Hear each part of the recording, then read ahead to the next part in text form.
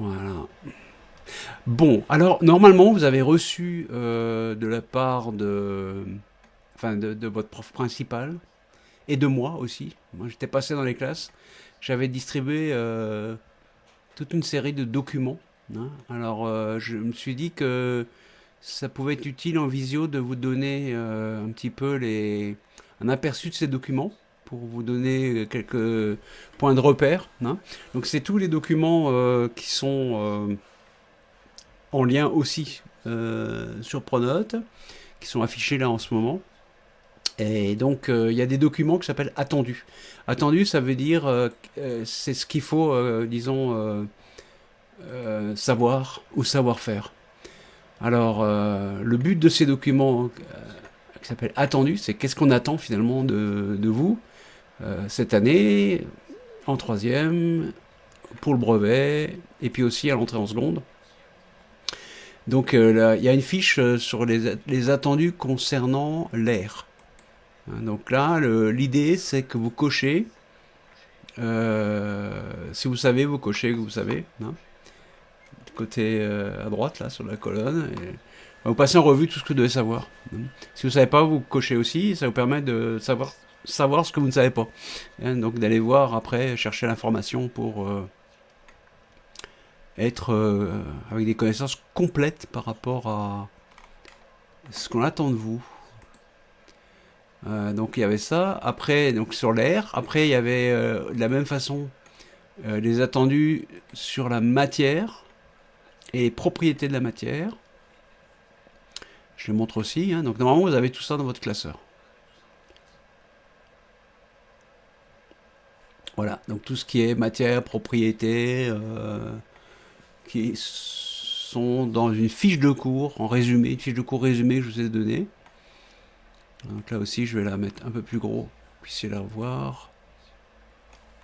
Voilà, tout ce qui est état de la matière, propriété, explication avec les atomes, les molécules, savoir-faire aussi, hein, après, voilà. Hein, donc là aussi, c'est à vous hein, de l'utiliser pour pointer. Après, il y a des rappels de quatrième et de cinquième d'ailleurs, concernant les propriétés de la matière. Donc une fiche de cours que vous a été distribuée. Voilà, cette fiche.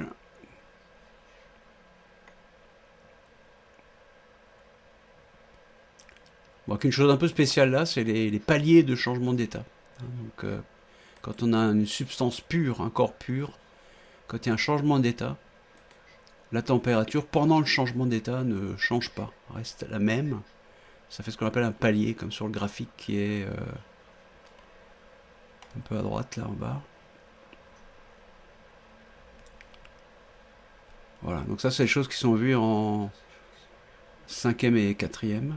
Donc on refait pas, donc on rappelle en troisième pour que ça revienne à votre tête. Vous voyez là sur la droite, il y a une partie de la courbe qui est horizontale. C'est-à-dire que pendant que l'état de l'eau, hein, là c'est la glace qui fond, hein, pendant qu'elle fond, quand elle commence à fondre et après jusqu'à ce qu'elle soit entièrement fondue, la température ne change plus. C'est dû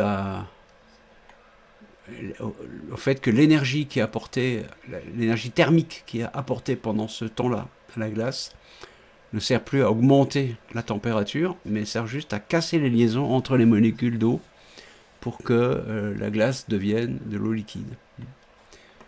Voilà. Bon, ensuite, j'ai donné aussi tout ce qu'il faut savoir par rapport aux atomes, molécules et ions. C'est-à-dire là, c'est la matière à l'état microscopique.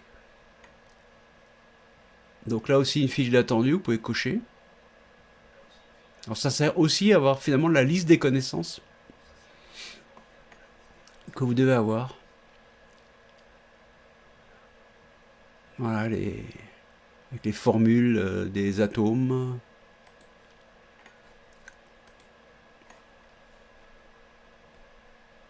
Il y a des noms de savants aussi.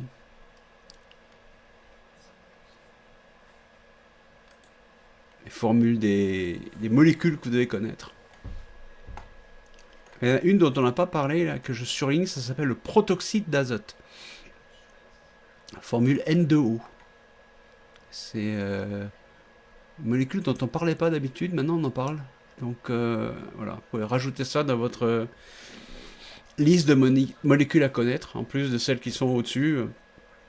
H2, O2, N2, CO2, H2O, ça c'est d'habitude bien connu. Après il y a CH4, ça c'est le gaz de ville, le méthane. Et aussi le protoxyde d'azote, ça c'est un polluant hein, qui est par exemple émis par les voitures, les moteurs. Après il y a les formules des ions en bas, les ions à connaître. Donc ça c'est une petite liste hein, qu'on s'attend que vous connaissiez en arrivant au lycée. Voilà. Après, il y a des choses à savoir faire. Vous verrez, vous lirez tout ça et vous réfléchirez. Est-ce que je sais faire ça ou pas hein. Dans ce cas, vous cochez. Si vous savez faire, vous cochez dans je sais. Si vous savez pas, vous cochez dans je sais pas. Et ça veut dire que normalement, vous devriez après chercher dans vos cours ou me poser des questions pour savoir tout. Après, je vais vous donner une feuille concernant les constituants de la matière, avec les atomes et les ions. On les regarde. En fait, là, je fais ce que j'aurais fait en cours, en classe. Quoi. Quelques commentaires sur les documents que je vous distribue.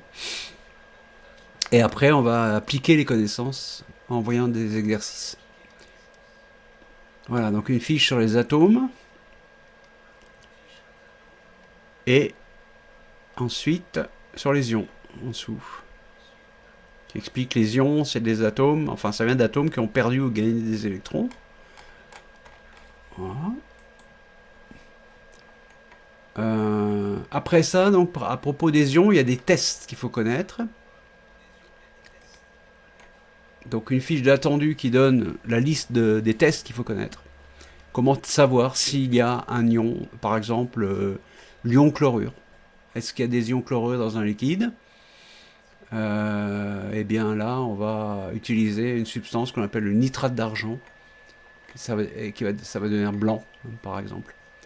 Donc il y a un certain nombre de tests à savoir, à apprendre par cœur, qui sont décrits dans la fiche d'attendu et que vous trouvez aussi après dans la fiche de cours.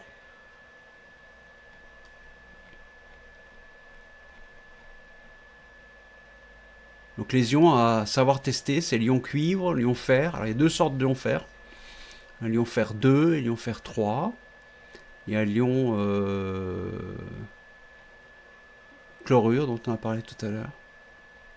Bon voilà, donc la liste avec tout ce qu'il faut savoir. Je la passe pas, on va pas tout lire, hein, vous l'avez dans votre classeur normalement. Après, donc les identifications. Alors dans le document, j'en ai profité pour mettre toutes les tests d'identification chimique que vous devez connaître lorsque vous sortez du collège. Donc il y a les tests des ions, ça commence avec ça. Mais après, il y a aussi d'autres tests. On va aller juste les regarder un petit peu. Voilà, la fiche qui apparaît. Donc en haut, c'est les tests des ions. Ion cuivre, l'ion fer 2, l'ion fer 3, l'ion chlorure. Donc il y en a 4. Hein. Et après, il y a des tests de gaz qu'on a rencontrés en 5e et en 4e, ou qu'on verrait, disons, en expérience en 3e. Mais pour l'instant, on ne fait pas les expériences, parce que je ne suis pas là-bas, au collège. Donc le test du dioxyde de carbone, c'est avec l'eau de chaud. Le test du dioxygène, on approche une bûchette incandescente. Et hop, la flamme, la bûchette s'enflamme à nouveau. Le diazote, il éteint une flamme. Le dihydrogène, ça provoque une petite explosion avec une flamme. Voilà, donc et l'eau, elle colore en bleu le sulfate de cuivre, anhydre blanc. Non voilà, vous avez ensuite des photos un petit peu pour rappeler tout ça. Voilà, donc les tests à connaître, hein, quelques-uns, quelques tests d'analyse. Après, on arrive aux ions. Alors, les ions, On a dit c'est des atomes qui ont gagné ou perdu des électrons. Et ces ions, ils peuvent entrer dans des réactions chimiques. Alors, ce qu'il faut savoir, retenir, c'est que quand on a un liquide, en général à base d'eau, hein, on appelle ça une solution aqueuse. Aqueuse, ça veut dire aqua, avec de l'eau. À l'intérieur, il y aura des ions. Mais il y aura toujours des ions positifs et des ions négatifs. Parce qu'au total, il faudra que l'ensemble donne une charge égale à 0. On appelle ça neutre électriquement. Alors par exemple, si on prend l'eau salée, je vous montre un exemple ici. On a l'eau salée de formule NaCl avec des ions sodium. Ah, c'est là. Hein, avec des ions sodium et des ions chlorure. Vous voyez, le chlorure de l'eau salée. Hein, j'entoure ici en rouge. Voilà, l'eau salée, du sel de cuisine. Hein, donc, ce qu'on met dans l'eau, avec l'eau, c'est du chlorure de sodium. Et il y aura des ions Na+, et des ions Cl-, les deux.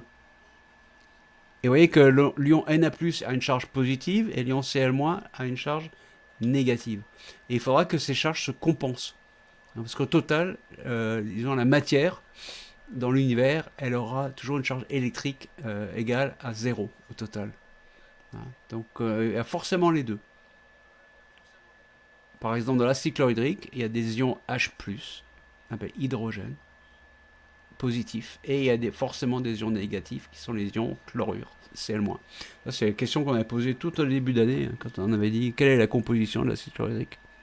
Voilà, alors il y a d'autres exemples. Par exemple, ici, pour le chlorure de fer, il y a des ions fer de charge 2+. Et du coup, comme il y a aussi des ions Cl- de charge -1, mais il faudra qu'il y ait deux fois plus d'ions Cl- que d'ions fer. Du coup, la formule, ça serait Fe2+, plus 2 fois Cl-. Voilà un petit peu sur ce qu'on appelle les solutions ioniques, c'est-à-dire des mélanges dans lesquels il y a de l'eau, des molécules d'eau et des ions. Ça peut être de l'eau salée, ça peut être de l'acide chlorhydrique, l'acide sulfurique, bref, toutes les substances dans lesquelles il y a de l'eau et autre chose. L'autre chose, ça peut être des molécules, comme dans l'eau sucrée, ça peut être des molécules de sucre, dans ce cas-là, et sinon, ça peut être des ions. Et quand il y a des ions, il y a toujours autant d'ions positifs que d'ions négatifs. Voilà, si vous avez des questions, vous pouvez toujours lever la main pour les poser. Donc ça, cette feuille, je vous l'avais aussi. Voilà, on va effacer. Donc ça, c'est les solutions ioniques. Ensuite, un document sur tout ce qu'il faut savoir concernant les transformations chimiques. Donc là encore, c'est une feuille dite d'attendu. Vous pouvez cocher au fur et à mesure pour dire... il y en a d'autres qui arrivent. Hein. Il y a Adèle et Valentin. Non, ok. Voilà, donc là, il y a une fiche sur tout ce qui concerne les transformations chimiques, qu'on appelle souvent les réactions chimiques. Donc là aussi, cette fiche-là, ça vous permet de pointer vos connaissances. Hein. Si vous arrivez à cocher partout, je sais, c'est que vous savez tout, c'est bien. Et si jamais vous cochez dans je sais pas, ben, il faut essayer de trouver l'information pour savoir, soit dans votre cours, soit vous me posez des questions. Voilà. Bon, tout ce qui est réaction chimique, c'est sur cette fiche-là. Ensuite, il y a les transformations chimiques avec des ions. Alors ça, on a déjà discuté, on a déjà fait la leçon en visio. Hein. Mais par contre, je n'avais pas donné la feuille. Du coup, je vais donner la feuille avec tout ce qui concerne les transformations chimiques dans lesquelles il y a des ions. Donc les réactions. Et il y a des vidéos hein, pour voir les expériences, ou des explications, comme on ne peut pas le faire au collège là, en ce moment. Alors pour pouvoir accéder à ces vidéos, Bien sûr, c'est pas le document papier qui va vous permettre de le faire, mais par contre sur Pronote, hein, le document est, donc vous pouvez cliquer sur le lien et puis voir ces réactions. Voilà. Alors ensuite, il y a les réactions qu'il faut connaître en troisième. Hein, qu'on s'attend à ce que vous ayez compris, disons, quand vous arrivez au lycée. Hein. Donc l'acide chlorhydrique et la soude. Ah, et bon, il y a tous les détails. Hein. Tout ça, c'est une feuille que vous avez aussi, tout ça. Hein. Voilà. L'action sur l'acide sur les métaux, sur le fer par exemple. Il y a tous les détails, mais ça on a déjà fait. Hein. On a déjà expliqué en visio. La dernière fois, juste avant les vacances de Noël. C'était ça. Voilà. Bon. Et après, alors j'ai fait une feuille avec toutes les réactions chimiques. Toutes les réactions chimiques du collège. Donc ça, cette feuille-là, hein, donc j'en profite pour dire bonjour à non, personne en plus pour l'instant. Non. Ouais, cette feuille-là que je vous montre, il y a dessus toutes les réactions chimiques qu'on a rencontrées au collège et qui serait bon de retenir pour le brevet, pour le lycée. Voilà. Donc la combustion du carbone.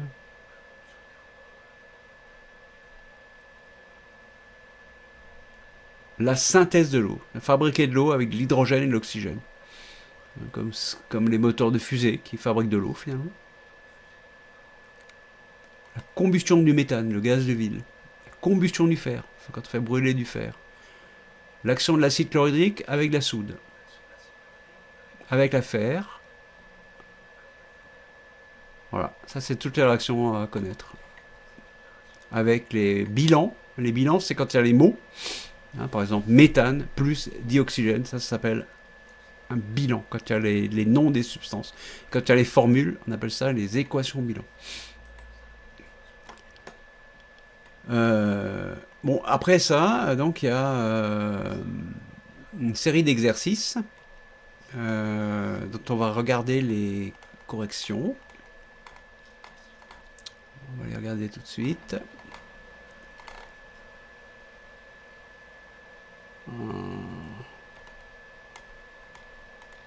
Et après, le nouveau cours qui concerne ce qu'on appelle le pH, que je vais vous expliquer juste après. Ce que j'ai demandé dans le travail à faire pour la semaine prochaine, c'est que vous mettiez une preuve que vous avez fait les exercices, ceux de la dernière fois et ceux de cette semaine, les deux. Hein, faire une photo. Et là, il y a tous les corrigés. Donc vous pouvez bien sûr vous en inspirer, les corriger pour améliorer vos exercices, pour les corriger. Hein.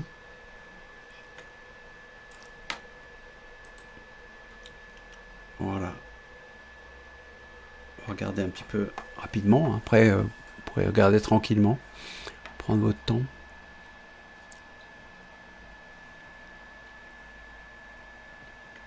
Vous m'entendez toujours, Elio, Enzo et Maya? Levez la main, tiens, pour me rassurer. Oh. Ah ouais. Bravo. Bon, donc les exercices avec les corrections. Hein. Donc l'idée, c'est, vous essayez de faire l'exercice en utilisant vos fiches de cours. Mettez vos réponses. Après, vous corrigez vous-même, en fait. Hein. Vous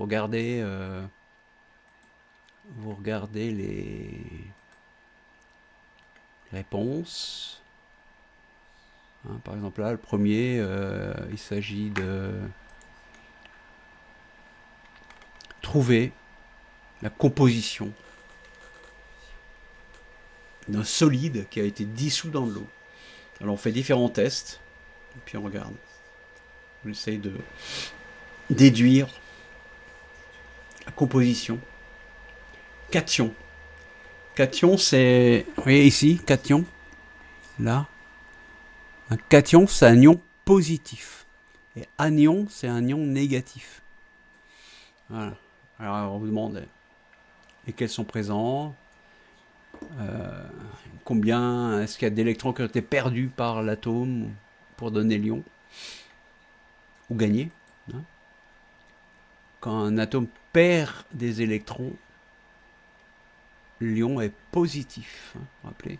Quand un atome gagne des électrons, et des électrons en plus, comme les électrons sont négatifs, ça vous donne un ion négatif. Bon, un autre exercice du même genre, avec les réponses.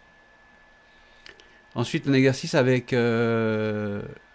du chlore dans la piscine. Alors, toujours des questions du même style. Hein, à propos des ions présents, des charges électriques, des nombres d'électrons perdus, gagnés. Après, un exercice sur l'hydrogène. Comment ça se fait qu'on appelle ça l'hydrogène? Pourquoi? Et donc, des questions concernant l'action de l'acide chlorhydrique sur le fer. Des questions, essayez de répondre, cherchez dans vos documents, et puis il y a les corrections. Après, vous corrigez. Hein, l'idée, c'est toujours vous cherchez d'abord, et après vous corrigez. Et après, vous m'envoyez ce que vous avez écrit. Les canettes qui sont protégées, les canettes de soda, hein, par exemple, qui sont protégées pour éviter une réaction entre l'acide et l'aluminium. Donc, une analyse de texte. Ça, c'est assez style brevet, cet exercice-là. Voilà, les corrections, les formules chimiques et les équations bilan, c'est-à-dire les bilans des réactions, mais avec les formules. Trouver quelles sont les substances, espèces, on appelle ça espèces, hein, espèces chimiques, comme les espèces végétales, les espèces vivantes, animales. Hein. Voilà, c'est pas des chiens ou des chats, là, c'est des ions chlorure, des ions H+, hydrogène. Voilà, donc ça, c'est les exercices qui étaient à faire pour cette semaine. Et maintenant, on va passer donc à un autre sujet qui concerne le pH. Alors le pH, ça veut dire potentiel hydrogène. Ça veut dire combien, enfin c'est la mesure de la présence des ions hydrogène H+. Et c'est ça qui va donner le caractère acide. Alors vous avez les attendus, donc ça j'ai distribué hier aux profs.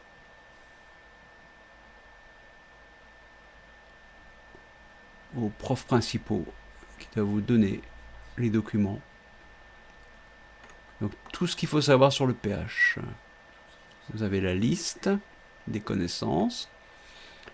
Alors il faut se rappeler surtout que l'acidité d'une substance, elle est due à la présence d'un ion qui s'appelle l'ion hydrogène, H+.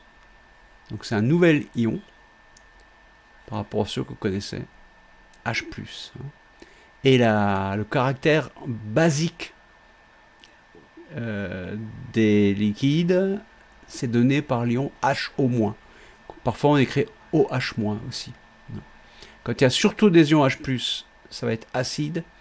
Quand il y a surtout des ions HO- ou OH-, ça va être basique. On dira que c'est basique. Et si jamais il y a le même nombre, alors on dit que la solution est neutre. Elle est chimiquement neutre. Voilà. Donc ça, c'est la liste des attendus. Et après, il y a la fiche de cours. On va regarder la fiche de cours ensemble, commenter un peu. Et après, voir quel exercice il faut faire pour bien comprendre tout ça. Pas de questions pour l'instant? Ça va?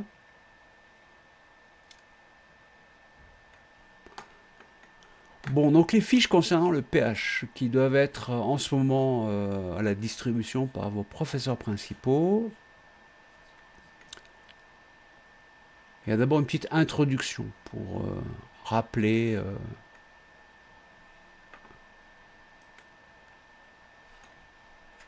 ce qu'on a déjà fait, disons, hein, et ce qu'on sait déjà. Après cette introduction,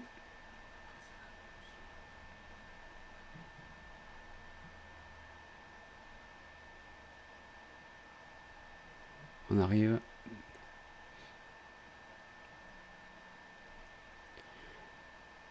Voilà. Alors, dans disons, la table des matières du cours, c'est d'abord comment sont faits les ions H+ et OH-. Donc ça, c'est appelle la constitution des ions H+. Et comment est-ce qu'ils sont faits? Alors, vous voyez que OH-, il y a deux atomes, hein. Il y a l'atome oxygène et l'atome hydrogène mis ensemble, et ça donne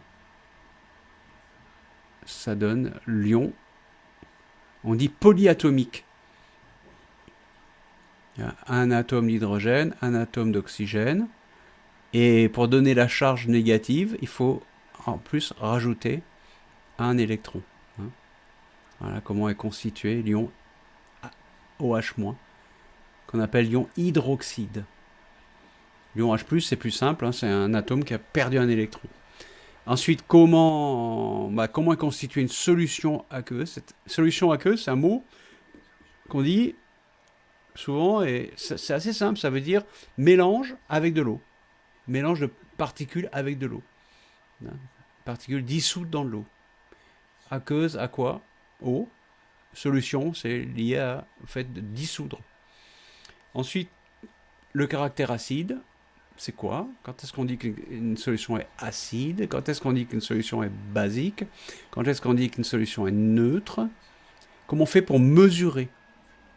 Et la mesure, elle se fait avec donc la mesure du pH en utilisant soit du papier spécial qui va changer de couleur, soit un appareil électronique qui donne la valeur.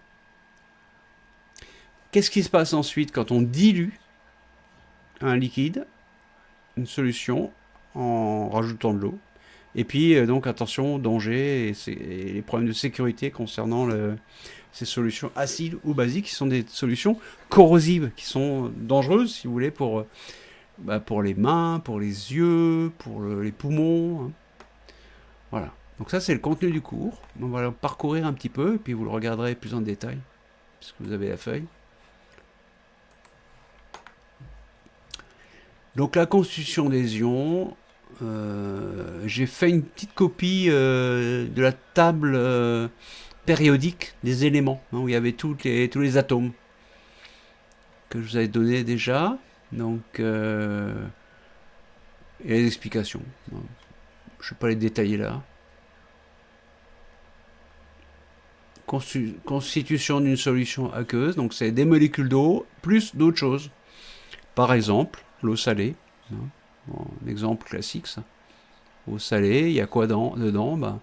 Des molécules d'eau, H2O, et des ions, sodium, Na+, et des ions chlorure, Cl-. C'est ça l'eau salée. Hein, quand vous mettez du sel dans l'eau pour faire cuire les pâtes, par exemple, hein, ou bien de l'eau de mer, voilà, c'est ça. L'eau sucrée, elle, c'est différent, parce qu'il n'y a pas d'ions, il y a des molécules de sucre, de formule, et à la fin, c'est une belle formule, ça, c'est 12H22O11. C'est-à-dire il y a 12 atomes de carbone, 22 atomes d'hydrogène, et 11 atomes d'oxygène pour faire une molécule de sucre. Saccharose. Voilà. Ensuite, on descend. Vous avez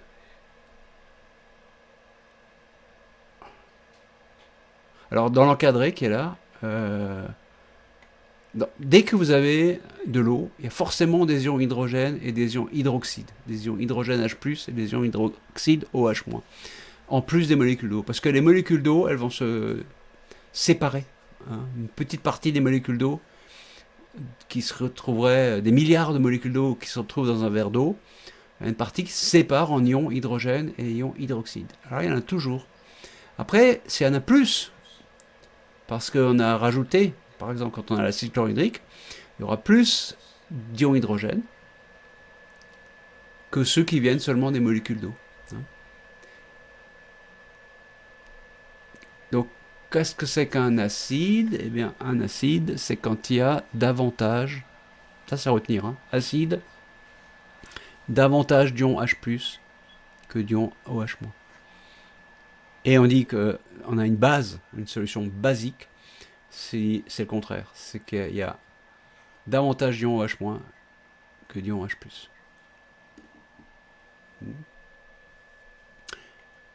Voilà.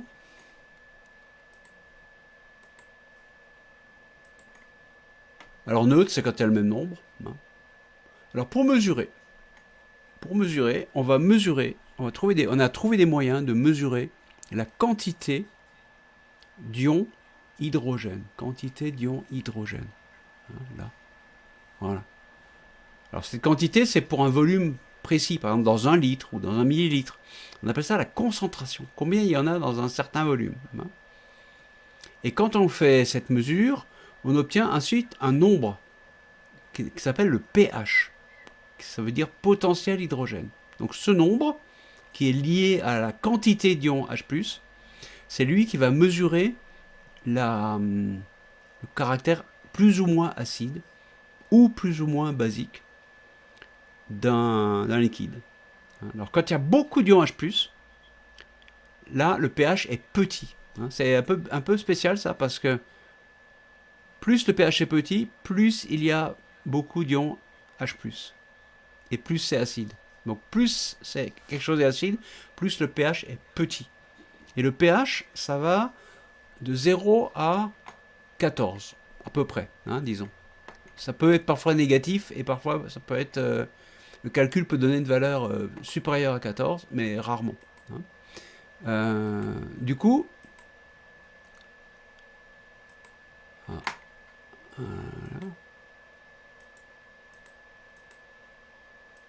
Ouais, du coup, il y a un petit tableau qu'il faut retenir. Hein. Donc, quand le pH est inférieur à 7, pH est inférieur à 7, là, quand que le pH est inférieur à 7, c'est acide. Quand le pH est supérieur à 7, c'est basique. Quand c'est égal, c'est neutre.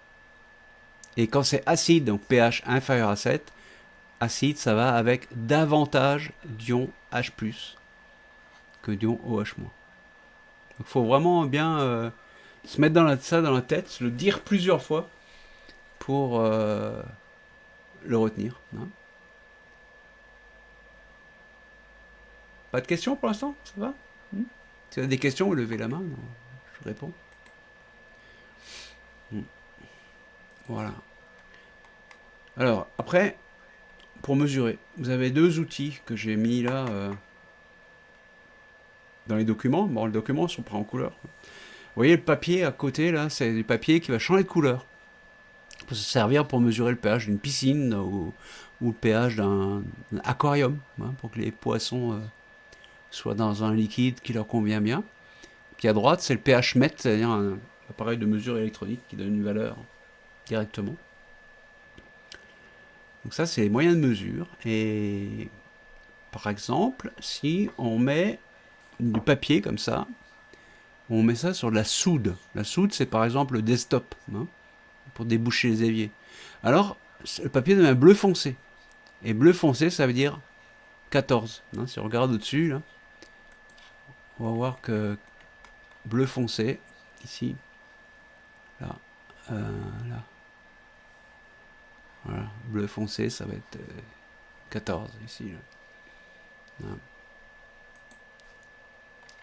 Bon, donc il y aura des exercices où vous aurez l'occasion de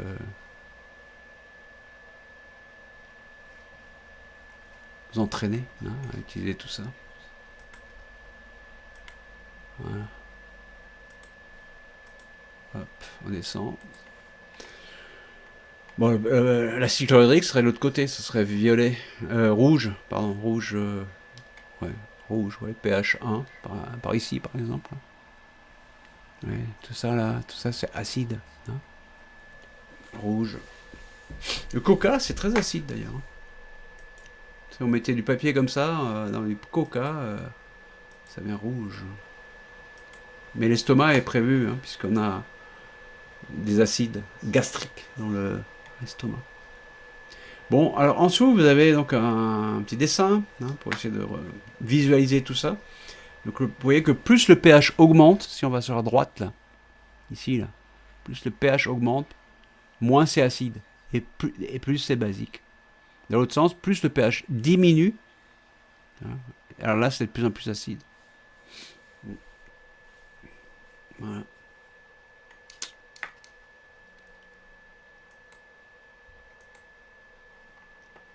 Ensuite,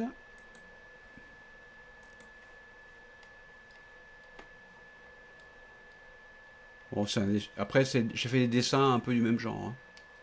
Différents dessins pour expliquer un peu ce sujet-là, la même chose, hein. Après j'ai mis une série d'exemples. Vous voyez, acide chlorhydrique, quand il est très concentré, on arrive même à un pH négatif, hein. Dans l'estomac, l'acide gastrique, il est pH 2. Là, acide gastrique, lui. Ouais. Plus acide que le jus de citron, le Coca-Cola. Non, le vinaigre, c'est un acide aussi, le vinaigre. Un peu plus bas. Voilà, ici. Jus d'orange, c'est acide. Le vin, la bière, le café, le thé, la pluie, acide. Après, le lait, la salive, c'est plus ou moins neutre. Tout ce qui est autour de 7, là, tout ça. Voilà, ici, là, toutes ces zones-là, ça, c'est neutre. Ni acide, ni basique.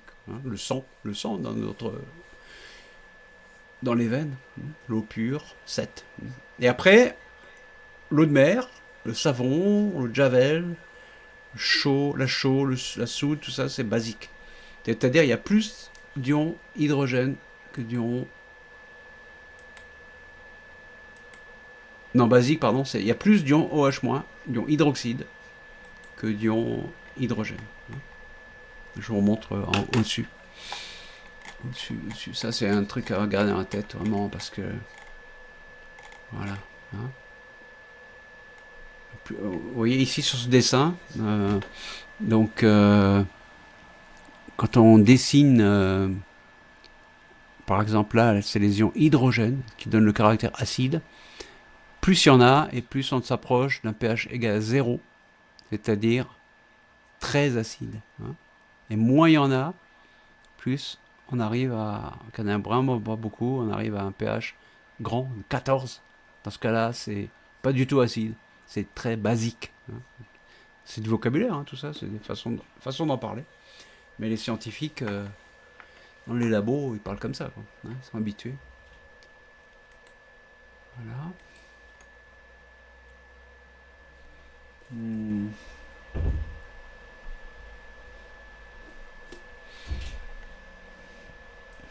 Après, il y a la question de la dilution. Alors, quand on dilue, il y a de moins en moins d'ions dans le même volume. Hein. Par exemple, si on a 1 litre, qu'on rajoute 10 litres d'eau, ben les ions qu'il y avait dans 1 litre, ils vont se retrouver dans 10 litres. Donc dans 1 litre, il y en aura moins qu'avant. Si on prend juste 1 litre de ces 10 litres, disons. Donc ça, c'est une question de dilution. Donc ça veut dire s'il y a de moins en moins d'ions hydrogène, H+, et bien dans ce cas-là, c'est de moins en moins acide. Et ça ne pourra jamais devenir basique, parce qu'en même temps, on dilue aussi les autres ions, les OH-. Au mieux, ça deviendra neutre. Donc les dangers, attention, hein, protection, nocif, irritant, corrosif. Bon voilà, ça c'est le cours alors, hein, concernant les ions et le pH. Est-ce qu'il y a des questions là-dessus? Non. Bon. Alors après, on a les exercices que j'ai choisis. Et cela aussi, il faudra m'envoyer une preuve que vous avez fait, quoi, une photo hein, de votre classeur. Alors pour l'instant, j'ai pas encore fini les corriger. J'ai mis les exercices. Donc ces exercices qui sont dans le livre scolaire cycle 4 que vous pouvez trouver. Et pour l'instant j'ai mis les exercices, j'ai pas encore écrit les corrections. On va les garder un petit peu pour finir la séance. Ça c'est le travail à faire. Donc étudier le pH, l'acidité, la basicité, ça c'est le travail à faire pour la semaine prochaine. Bon, on va regarder un petit peu les genres d'exercices que je vous ai choisis. Voilà. Alors, donc il y a un exercice avec différentes valeurs de pH. Et il faut dire lequel est le plus acide, lequel a le plus d'ion hydrogène, lequel a le plus d'ion hydroxyde. Ça c'est un exercice assez facile. Après, on vous donne des couleurs et il faut dire, en utilisant le papier pH, si la solution est acide, basique ou neutre. Il est classé. Ensuite, on prend une vinaigrette et on rajoute une cuillère de vinaigre de citron dans lequel il y a plus d'ion hydrogène. Vous voyez, c'est marqué là. Il y a plus d'ion hydrogène. Là.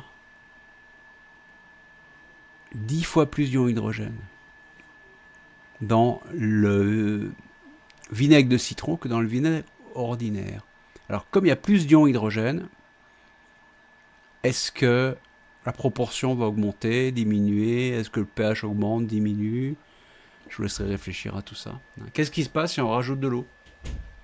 Est-ce que la proportion d'hydrogène va augmenter, diminuer? Est-ce que le pH va augmenter, diminuer? Donc c'est un peu la logique. Une fois qu'on a compris que l'acidité elle est liée à la quantité d'ion hydrogène, c'est pas trop dur après. Bon, c'est l'exercice qui permettent de vraiment bien comprendre et se rappeler. Bon, après des exercices, alors un exercice concernant le test de la présence des ions fer et des ions chlorure. Donc c'est une petite révision par rapport au chapitre d'avant. Et aussi, du coup, avec une mesure de pH, il faut dire si la solution est acide, si elle est basique, et quel ion est présent, quel est l'ion prépondérant, disons, entre l'ion hydrogène et l'ion hydroxyde. OH-, c'est l'ion hydroxyde. Après, pareil, une batterie de voiture. Dans la batterie de voiture, il y a de l'acide sulfurique. Une question. Après, un problème pour finir concernant un lac acide. Alors là, c'est assez simple parce qu'il y a un tas d'informations.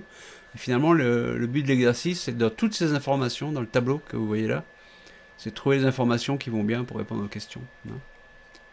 La question, c'est quels sont les ions contenus, c'est en vert là, oui, quels sont les ions contenus dans l'acide sulfurique. Voilà, donc ça, c'est les exercices. Donc ces exercices, il faut les faire.